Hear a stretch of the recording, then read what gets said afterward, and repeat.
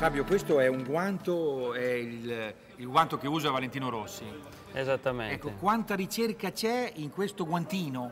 Beh, io direi, guarda, che ci sono 40 anni di ricerca, quindi racchiude una tecnologia, direi, unica, dalla pelle pieno fiore a una costruzione delle protezioni delle dita. Vengono ricoperte, protette da uno strato in titanio laserato con degli altri componenti in carbonio. Titanio Sì. laserato con componenti in carbonio è una cosa pazzesca, è incredibile. Sì. Questo invece è un costume da tartaruga ninja, cos'è?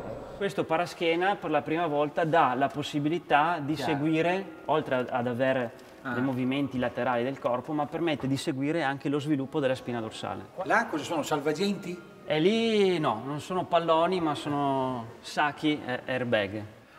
È stranissimo, cioè questo qui sta dentro la tuta e si gonfia in caso di incidente. Però ci sono anche degli studi di ingegneristica super avanguardistica. Sì, noi collaboriamo molto con gli istituti universitari, è veramente un'integrazione dell'artigianalità tipica anche delle nostre zone con una grande tecnologia ingegneristica. Allora, vedi l'integrazione, il sistema, appunto, cioè l'università, la ricerca, l'artigiano di una volta, il materiale che avete a disposizione.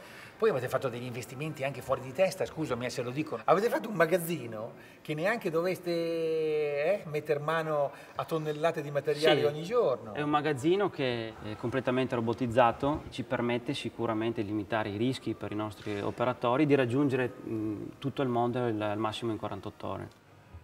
Fabio, quello lì è un televisorino che in qualche modo connette la moto alla tuta che uno si mette qua per comunicare la sicurezza?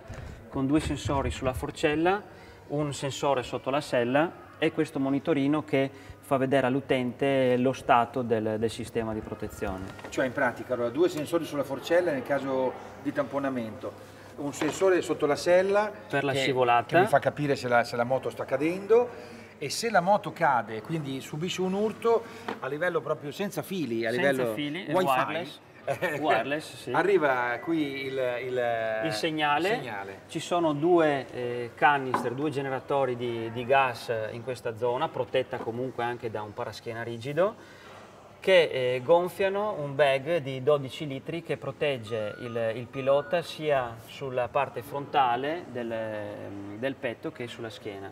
Alessandro, laureato a Padova in ingegneria meccanica, specializzato in ingegneria motociclistica. Mi hanno detto che tu hai inventato l'algoritmo, che già non so cos'è, ma se l'hai inventato tu lo saprai, per far partire l'airbag. È quella specie di funzioni matematiche che traducono quello che leggono i sensori nella decisione sparo o non sparo dell'airbag. Certo. Allora, il problema qual è? Che io voglio che l'airbag si attivi nel caso in cui ho effettivamente una condizione pericolosa e non voglio mai però che si attivi in condizioni normali. Sarebbe imbarazzante. Esattamente. Valentino Rossi è lì che sta parlando con un giornalista.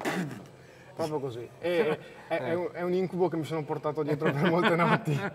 Comunque, diciamo, la sintesi poi si fa sulla base di una grossa raccolta dati. Unendo tutti questi segnali si riesce alla fine a capire un po' il movimento del pilota sopra la moto e quindi se sta effettivamente guidando in maniera normale o seppure è successo qualcosa. Se succede qualcosa, noi in tempi molto rapidi, parliamo di qualche centinaia di millisecondi.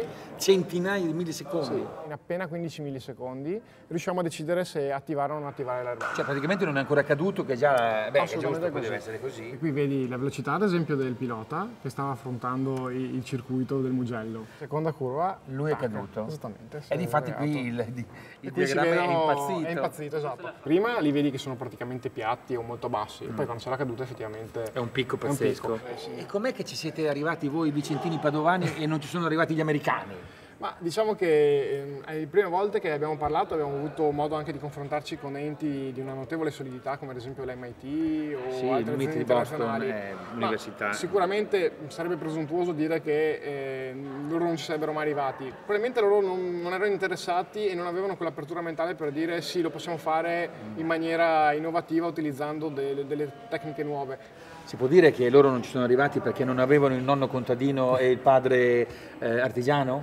Ma questo non lo so dire, ma la creatività veneta sicuramente ha delle matrici assolutamente da riscoprire e un po' anche su base individuale, è un po', non c'è niente da fare, è un po' la nostra peculiarità secondo me. Ma uno poi pensa che dietro a un computer ci sia praticamente un mostro, invece c'è uno come lui, normale, però guarda che roba che fa.